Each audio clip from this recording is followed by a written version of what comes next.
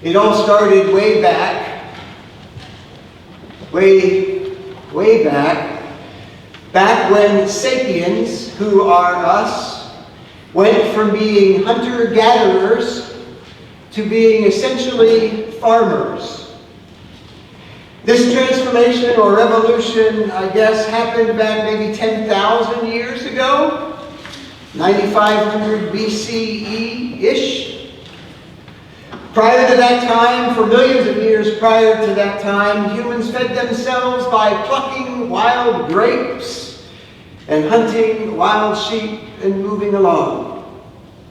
We would roam from one place to the other, depending on where the food sources happened to be. We would stay in small bands and groups of people that might get into territorial tiffs every now and then, but that would be resolved without major warfare because there was not that much to fight over. Nobody had much stuff. These hunter-gatherers would migrate north in the summer and back down south in the winter. We crossed over where there is water now during the Ice Age and then got stuck in places like Australia and the two Americas when the ice then again melted. The hunter-gatherers were very much one species of animal among many others, and not even necessarily the dominant species. Our larger brains were helpful, but our relative lack of size made us vulnerable and constantly dependent on those brains to keep us out of trouble and to keep us one step ahead of the largest beasts of prey.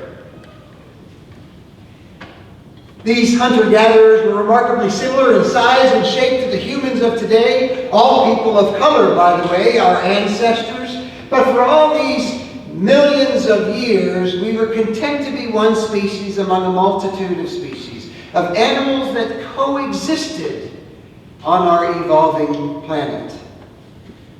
Life was different when humans and animals coexisted in the same spaces, with humans taking their place in the food chain. And anyone who's ever hiked, perhaps in the backcountry out west, or found themselves alone in the wilderness in the darkness, or gone on a safari and wound up too close to the large game, has perhaps had a chance to feel what it was like to be one among many species of animals. So that was life, once. But 10,000 years ago or so, all of that changed. You remember 9,500 BCE-ish, when sapiens, remember that is us, when us sapiens began to slow down, began to settle down, and devote almost all our time and effort to manipulating the lives of just a few animals, a few plant species. This was the beginning of the revolution.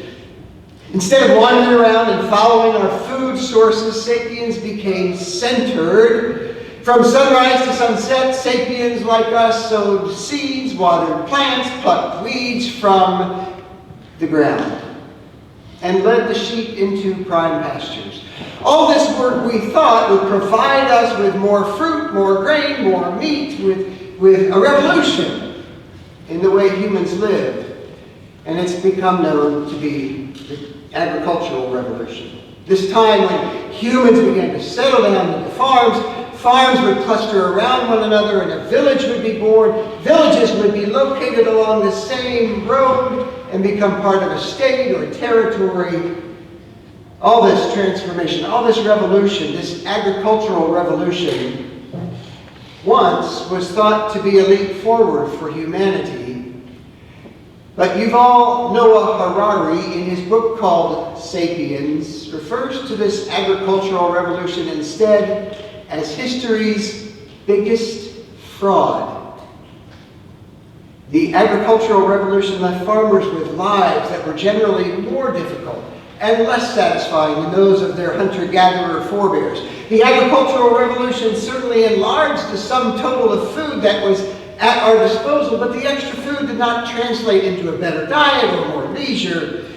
Rather, it translated into population explosions, complete with pampered elites that rose to the top due to superior minds or maybe strength, and then didn't do much work, while the average farmer, for whom work was harder and the diet was worse, carried the load and bore the drudgery of the day.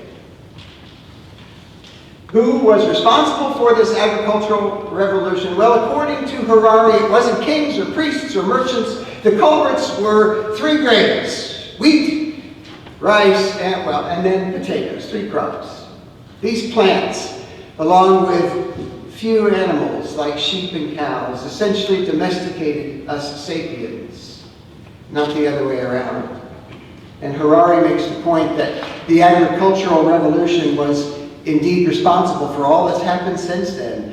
Once humanity started to settle down, it was Katie bar the door, and all of that growth could happen. Growth in culture and civilization, technology and the arts. The agricultural revolution was responsible for the plow and the Pontiac, domesticated dogs and smart TVs. All of this because we stood still, started living in homes, had children in greater numbers, had families, became rooted. But along with all this good stuff, grew up a new phenomenon, a different phenomenon, which has been the cause of so much human misery. The agricultural revolution gave rise to villages, which gave rise to cities, which gave rise to kingdoms, which gave rise to empires. One city would be here and the other over there. One kingdom would construct a belief system based on separate castes of individuals. Another system would have a whole pantheon of gods in the sky. Another would have a monotheistic God. One empire would spring up near the sea, the other near the mountains. And because the model for the agricultural revolution was always to grow, these cities, these kingdoms, these empires, with all these different worldviews, different views of the invisible, would bump into each other, and inevitably fights would break out. Warfare, death by violence, in increasingly larger scales, was the inevitable offspring of the agricultural revolution. And since none of us is willing to go back to being hunter-gatherers, we've become well-schooled in the practice and the presence of waging war. As one kingdom or realm where everything is fine inside, just fine, by the way, finds the need to square off against another realm where people would be very content to live in peace. But for the leaders who might have a point to prove, or a score to settle, or a conquest to make, or a belief system to impart, the agricultural revolution has been the cause of people who would otherwise perhaps be just fine living in peace, except they're part of nations and empires where fights break out.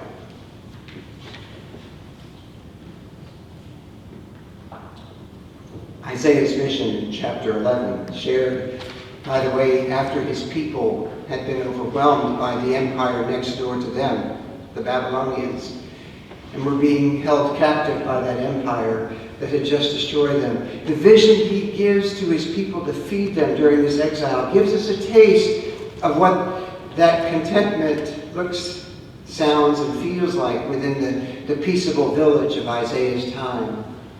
He gives them a vision of the peaceable realm.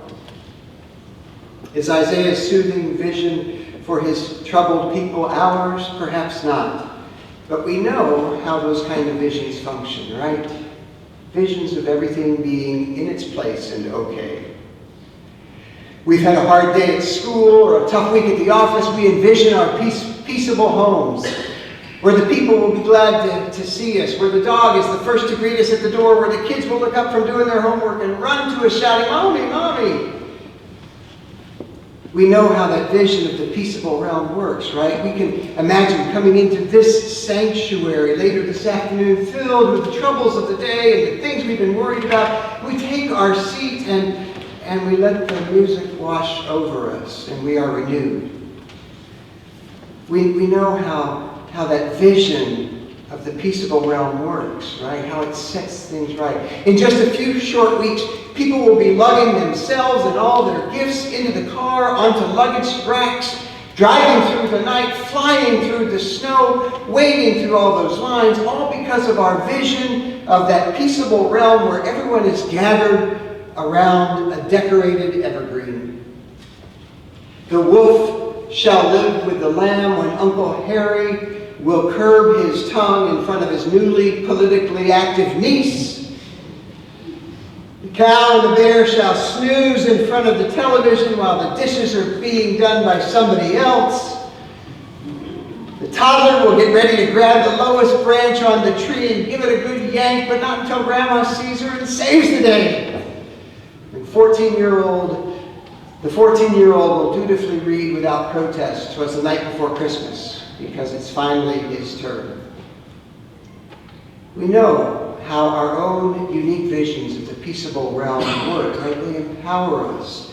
They get us through the tough parts of life. They motivate us to carry on the traditions that define who we are by reminding us who we've been.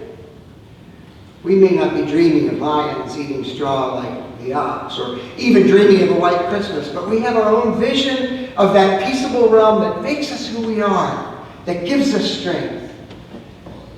And my guess is that for all of the world's people, even though those visions differ in detail, all of those people, those peaceable realms, in essence are similar. The family living at the border camp in Matamoros, Mexico, has a vision of what life might be like in the peaceable realm that I would venture to guess is remarkably similar to the vision of the border patrol guards walking the graveyard shift near the wall.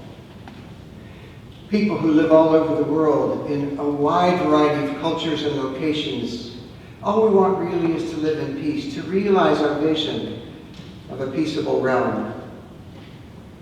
And yet, kingdoms being what they are, empires being what they are, our realms, they bump into someone else's realms, and fights break out. Our realm gets into it with someone else's realm. The leaders make a plan, the generals devise a strategy, and the common folks who really just want to lie down and watch the sun rise are the ones who pay the ultimate price.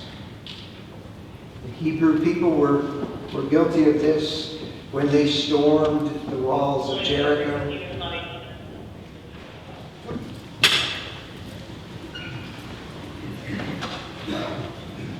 The Hebrew people were guilty of one realm imposing itself on another. The Christians have been guilty of this when they launched the Crusades. Americans have been guilty of this 3 and 4 times over in our short history, forcing one realm onto another.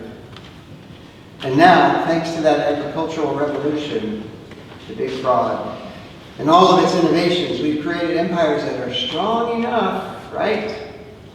Strong enough to reduce our world to rubble and turn us all back into the hunter-gatherers from which we came. When really, when you think about it, all that the world's people, the masses, really want is to live out that vision of peace. So how might we avoid such a fate? How might we be part of God's desire to cure the world's warring madness? It's a lofty question, I know, but maybe at least part of the answer lies in Isaiah's particular vision. Maybe those of us who hold these words dear are called to do more than just repeat them year after year. Maybe we're called to go first in living out these words. Maybe this is what Jesus, who knew all about this poem, maybe this is what Jesus would want us to do, to step into this vision of peace. By stepping outside of our own realm and into somebody else's, not to conquer it, but just to be inside it for a while. What might it mean for us to be the lamb whose life is, let's face it, many of us' lives have been pretty easy compared with others in the world. What would it be like for us as the lamb to welcome the wolf whose life is lived on the tough, hard streets? How might it look for us to be the lion, the persons holding the power, which many of us oftentimes are, and to approach the defenseless calf so utterly vulnerable and say, how can I hear you? How can I help you? How might we pay attention to what the children are saying to us? Children crying at the border, children crying out after the latest school shooting, children who have to fend for themselves out on tough city streets. What are they saying to us? How might they be leading us if we would only listen? It's true that all of us have our own vision of God's realm of peace. But that particular power of the vision embedded in Isaiah, not unlike the power of Jesus' life and ministry, is that it calls us to the kind of peace that risks stepping into someone else's realm, not to conquer it in the style of the agricultural revolution, but to lie down with it long enough to realize that at the end of the day, all the world's people want some version of the very same thing, which is to live in peace. Amen.